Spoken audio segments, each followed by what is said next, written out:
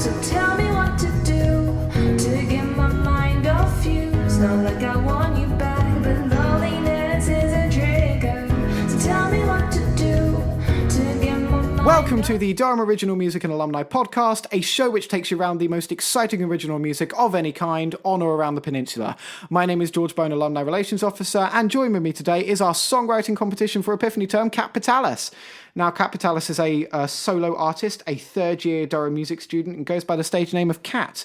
Now, Kat has been writing music in various styles since first year, composing music for Durham student films like Regenerate, Duchess of Malfi, and Going Postal, and performing her original songs at college open mic nights, college balls, and DSU events.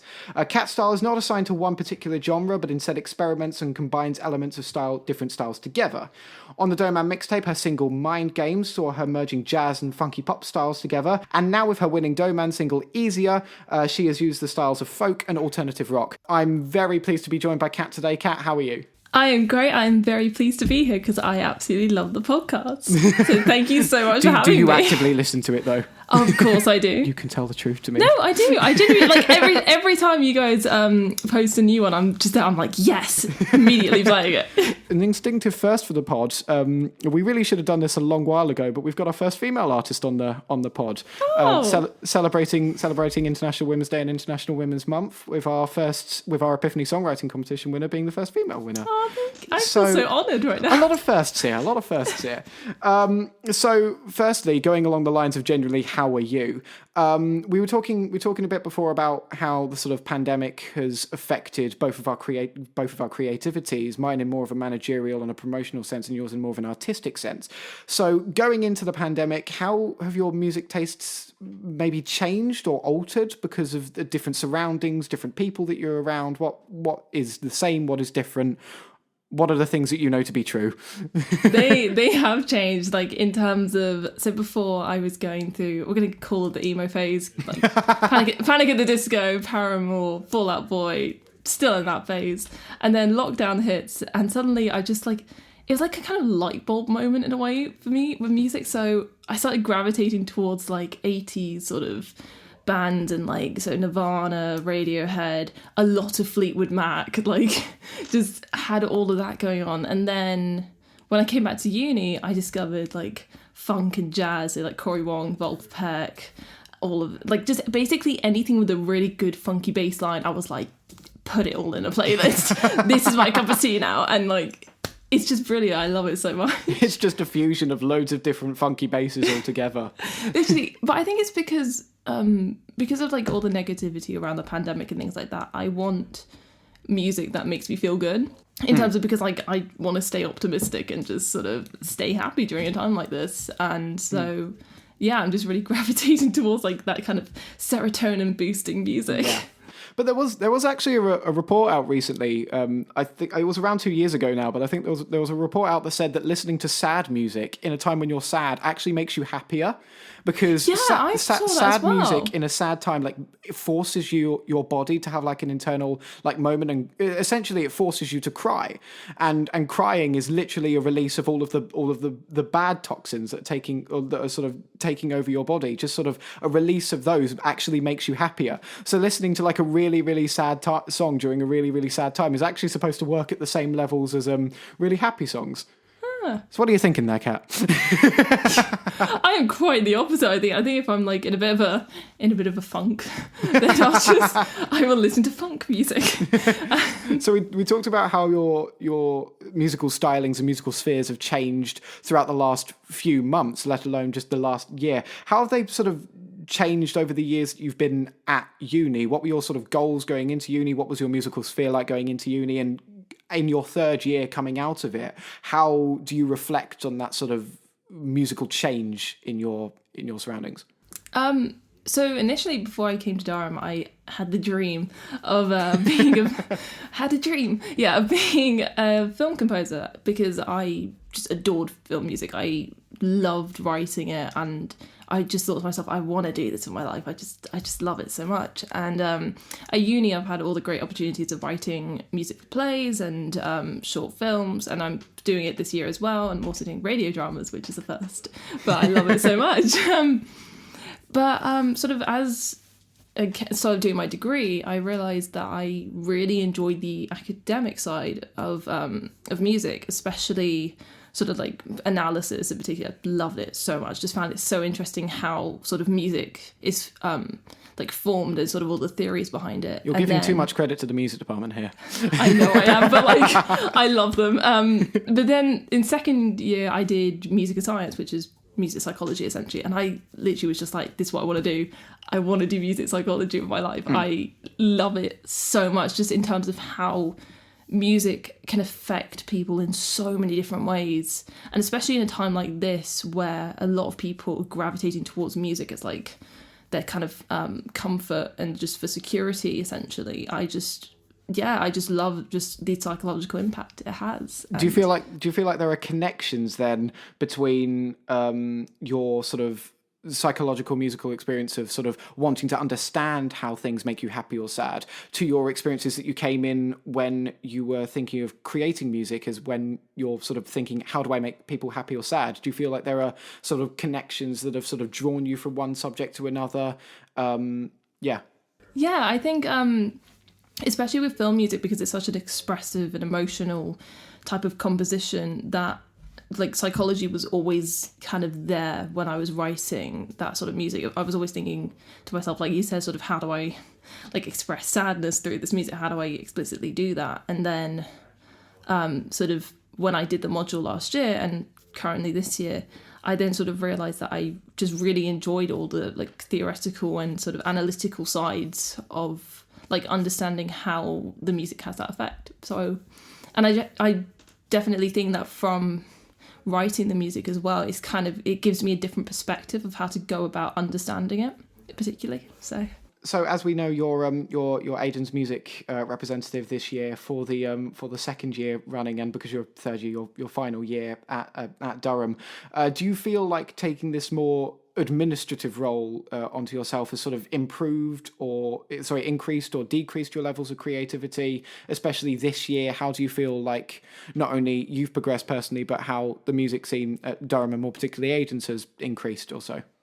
So last year my goal was just to put Aidan's on the map for music, because as a college we're quite known for being sporty, and sort of the music scene wasn't as big, but I thought to myself, I need to make it big, really want to, because I just want to get people involved in music, no matter their ability or anything. I just love seeing people kind of expressing themselves through song, essentially. And so I just, at any possible moment, I would just put on events. So we did the big Battle of the Bands last year, which was just such an amazing event in terms of, because we had so many people from different colleges just turning up, and just everyone was in this kind of very communal sort of aspect, and it was just amazing. Like, I just absolutely, everyone loved it, and that was back in the first term of last year. And second time we wanted to put on another one, but then COVID happened, which we all know how that goes. To put it in the lightest possible terms, it spoilt things a bit.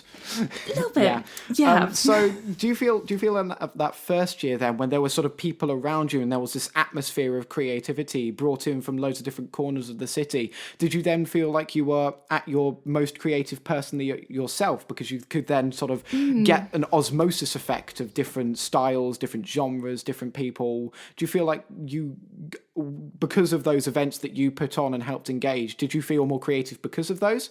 Yeah, I definitely felt more inspired in terms of, so at these open mic nights or live lounges, you literally would get artists doing the classic covers of songs, but they would spin it to their style. So there was this one guy who literally took a Nirvana song, which is very heavy rock, and just completely transformed it so that it was this acoustic folk style, and it just completely, like, I was just in a trance when I was listening to it, because I was just like, he's literally just completely changed the essence of the song. And that's what I wanted to do with my music. I wanted people to feel like that, where they're just in a trance and really inspired to be creative. And In contrast to that now then, as you've not been able to put on as many physical events as you or the university deem you to or would have wanted because of social distancing rules, having to make smaller events because of potentially less people sort of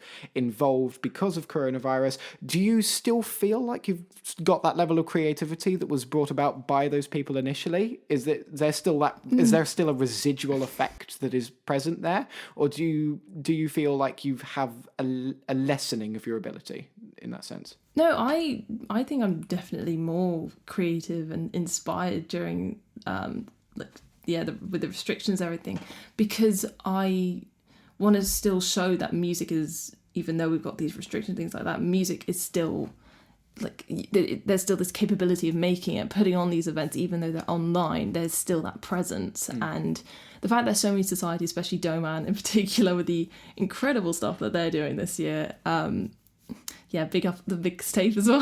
Thank you for improving all of our execs' ego a lot more. I am just so happy with DOMAP.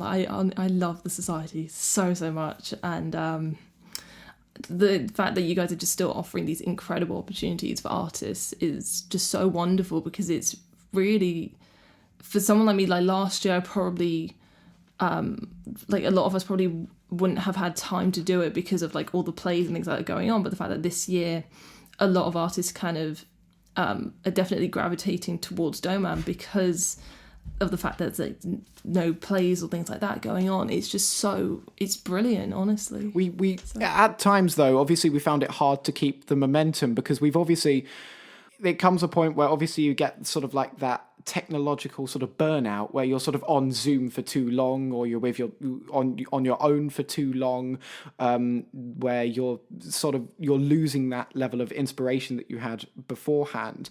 Do you feel that yourself in your music? Do you feel like a technological burnout, or do you still feel like you've got the same level of momentum as you did before? Oh, that's a very good question. I think personally I find music, so when I create music, it's a way to kind of escape or sort of wind down after a really long day of writing essays and just being at my laptop on Word, just thinking, how do I write a paragraph anymore?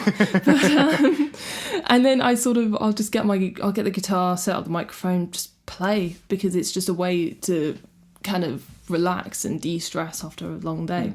And so even though, yes, I'm still using my laptop and like still using technology, I don't mind it, because it's also very different. It's a different software. I don't have to type anything. I just literally press buttons and that's it. Yes, if Logic has taught us anything, it's that Apple is different to Microsoft. Oh, for sure.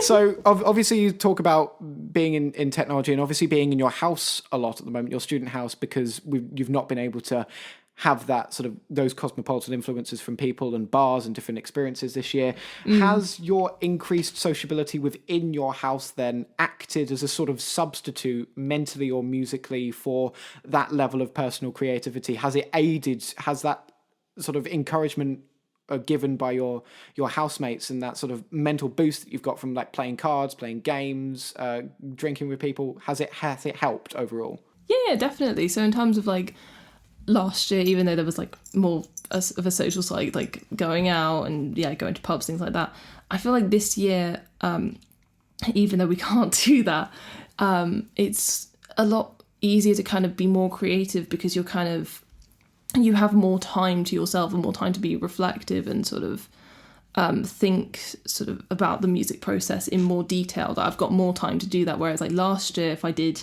the songwriting competition, I'd be very tight for time, because knowing me, I would have been sort of doing plays and things like that, running off to rehearsals and thinking, geez, I do not have time to write this song like to the best of my ability. But this time round, I literally just actually spent time going through each track, making sure like the levels were like how I wanted them to sound and making sure it blended all together, which was great. And sort of my housemates in particular, it's just really nice, because it feels like a family, and so it just feels really warm and humble, and that sort of has an effect on me when it comes to writing music, where yeah, I just want it to kind of be just hopeful and just that warm feeling there. No, I completely understand that. Yeah, it's really good that you, especially now that you've got that sort of stable group of friends and people that you can rely on who will not only sort of support you but give you that honest sort of level of advice that you need.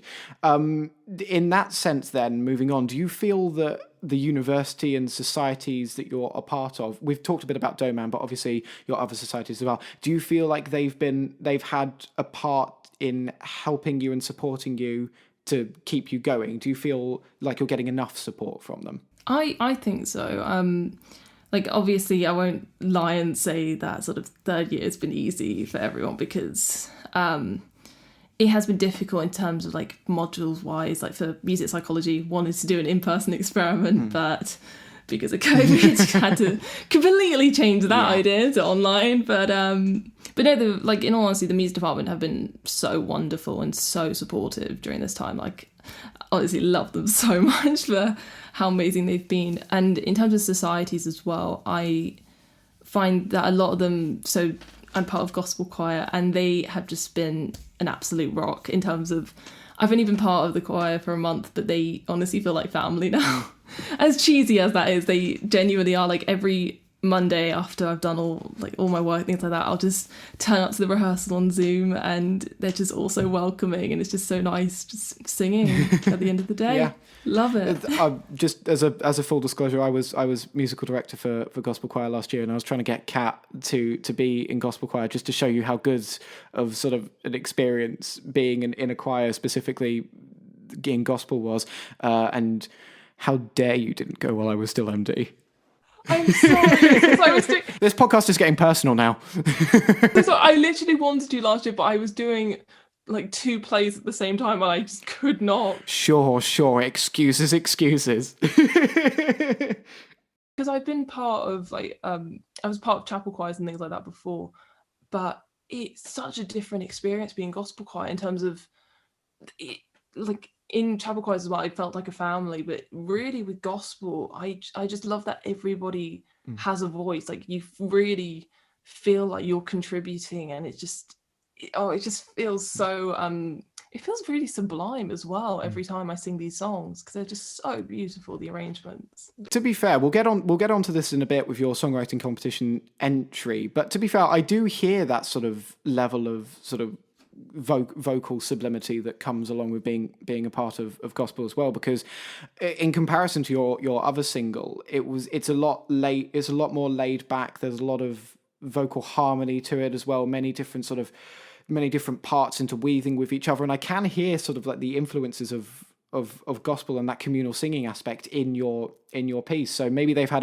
a bigger inspiration in your piece than you give them credit for as well. Yeah, no, because I just feel like gospel music especially, it's just so hopeful and so uplifting. Like Church by Sam Henshaw, what a track. Banger. Just I will just always gravitate towards it in the morning. Like I'll wake up for like my 9 a.m, bit groggy because 9 a.m, and I'll just play that song, and suddenly I feel like I've just been lifted by angels. I'm just awake and just I'm off, I'm going. Nice. So as people know as well, you're also the deputy editor of the Palatinate music section, and obviously this year has been very challenging with you and Martha, considering the fact that there has not been a lot of it in comparison to other years. Before podcasts, we ask for people's sort of feedback on particular issues that DOMAP want to sort of bring a part of, and a quote that we've got from Kat is, quote, "I've seen instances where people online have said that their dream was to be a musician, but given the current climate, they're now too scared to pursue their aspirations and are having to go down pathways they aren't so confident about." In that sense, do you feel like how do you see your work for this academic year, of all of the academic years, and do you feel like in this position where you're reporting on new music, do you feel that you can reassure people that the light is at the end of the tunnel in that respect? Yeah, so I've been thinking about writing an article talking about sort of how you should still pursue music if you want to pursue music, in terms of like, even though, yes, COVID has caused all these negative impacts, you shouldn't just study something that you know you're not going to be happy with and just keep thinking, oh, I should have done music and things like that. You should just pursue music anyway, because it's something you're passionate about, it's something you love, and you know you're going to enjoy it essentially, and it's going to really benefit you in life. And even though, like, when I came to Durham, I initially thought of myself, I was like, you know what, even though I should be studying something like economics, because that'll probably, like, more likely to get a job with that, I'm going to do music because it's what I'm passionate about, it's what I love to do. And sort of coming to Durham especially, my mind has just been open to all these other sides of music, in terms of, so in my essays I managed to include like politics, history, sociology, theology, anthropology at times. I like music, you can just combine so much into one subject, and that's what a lot of people don't get, especially in terms of, a lot of people ask me, they're just like, oh, so you just do performance and composition, that's it? There's more to that. Yeah, I say to people, oh yeah, I'm writing a 12,000 word essay, and they just stare at me and they say, what are you writing about in music? I'm like, we write essays. Like, it's an academic subject. Yeah. But genuinely, it is such a wonderful subject. I adore it so much, just because of how versatile it is, and the fact that people shouldn't be scared of studying it, even just because it's an art, and just because, like, of how it is a difficult industry to get into. But it is, at the end of the day, a very, like, diverse industry, in the sense that you can study so many different aspects within it. Adding to that, both you and Martha are women reporting on music in an industry that is, and sadly has been, and hopefully not will be, very male dominated. How do you see this gender balance in not only your original work, but in Durham's music scene in general? And are there any instances where you feel like you haven't or have been able to progress in arts because of the restrictions in gender? Great question. Personally, I haven't really experienced the whole, like, gender imbalance that much. But there is the problem of the whole, like, what I find in Durham is that if sort of people going to auditions and they know the exec members, in terms of they're on, like, a close friend sort of relationship, like talking to people sort of every week, sort of actively, yeah. And so that's the whole reason why they get the gigs over someone else. That I've seen a lot of in Durham, and it really disheartens me, in terms of a lot of my mates. That's why they don't. They're brilliant musicians, brilliant composers, but they don't go to auditions because they know the directors. They know the people there who are auditioning them, and they know that they just think that they won't get the gigs because they know also other people auditioning who are, like, best friends with them, and so they just think, oh, they're going to pick them anyway. Do you feel like then that is a disadvantage to student engagement, just in general, encouraging not only original music but just musicianship in general? Yeah, I think it definitely discourages musicianship in general, in terms of a lot of these talented, incredible musicians and composers. They just sort of, they kind of aren't as outgoing, in the sense, because they've been turned down so many times. They kind of get into that mindset, and yeah, it's really tragic to see. But I'm hoping this changes in the future. No, I completely agree with you. Yeah, sorry, you were saying? I mean, because with Durham, for instance, like, with the mixtape, I love the fact that you just promoted all of this music from so many different artists, and even, like, yeah, with the song competition as well, you still put all of our songs on social media and everything, and that's what's just so brilliant about it. It's absolutely lovely that you're still getting these musicians out into the community. Well, that was to be fair, that's what we really wanted to do. We thought, like, even if they're not going to win, we thought we would give them sort of this sort of platform to push their music on. And given this platform to push your music on, let's move into your songwriting competition entry of Easier. So it's, as we said before, it's a very different style to Mind Games that you submitted in December for the Domix. What changed? We talked about musical different stylings throughout the last month and for the last 3 years, but what was your headspace in when you were writing it, when you were writing both songs back to back, one after the other? So funny story. So Mind Games, when I wrote that song, it was very inspired by like Cory Wong and Rolf Peck, because I was obsessed with them, still am, because they're absolutely brilliant, those artists. Like, they transform the whole idea of funk, and absolutely loved it. And I thought to myself, really want to put myself out of my comfort zone and write in a style that I've never done before. And so that's why I wrote Mind Games, because I'd never done funk, and it was just so much fun to do as well. I was just soloing over all my random chords, and it's brilliant. And then this time around, I thought to myself, I really want to write a song that's personal to like my experiences, and that maybe a lot of people could relate to as well. And I literally just one day, I just got my guitar. I was having a long day, and I just thought, you know what, my mate, he came around, brought his guitar that I could borrow, and I was like, yeah, I'm just gonna sit down, just play whatever.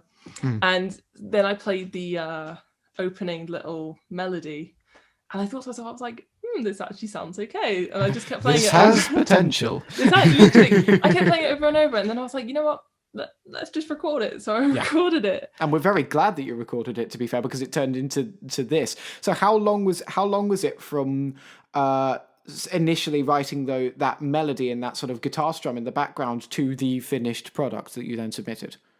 The lyrics, I actually started writing them back in March, like in the last lockdown, and because like I was really inspired by like Hayley Williams, because she was doing these self serenades, and she covered one of the songs by an artist called Nico, and it was just beautiful. She literally just played the acoustic guitar and her singing, and it just really moved me. And so when I heard it, I remember I was at home, ran up to my room, grabbed my guitar, tried to cover the song, and then I just would add my own verses, because that's what I tend to do with songs. When it comes to songwriting and writing lyrics in particular, I will just sing lyrics to an already known melody. And yeah, so then I I came up with the lyrics for the first verse and the chorus, and then I just put it off. I mean, March 2020 was a time. I just have so many different ideas going around in my head, and I'll just write them down, and I think to myself, I'll come back to this later, and then it's about 3 months later, I forgot I actually wrote it. I'm like, hey, let's try and use this now. And so yeah, and then it got to about 2-3 weeks before the submission date, and so I had the guitar melody, and I was looking through my phone trying to find lyrics, and then I came across this song again, and I was like, let's just try singing this. And yeah, it worked. And I never knew how to finish the song, but I managed to finish the lyrics then, because I was at a point where I kind of knew like how I actually felt about the whole situation, like looking back on it. So you've got a sense of hindsight that helped you compose and finish the end product. Well, we have 2 clips for you to end the podcast. One of them is going to be 30 seconds from her December entry into the Domix Mind Games, and 30 seconds from her February entry into the songwriting competition in Easier. So tell me what to do to get my mind off you. It's not like I want you back, but loneliness is a trigger. So tell me what to do to get my mind off you. It's not like I want you back, 'cause I felt so broke without your love anyway.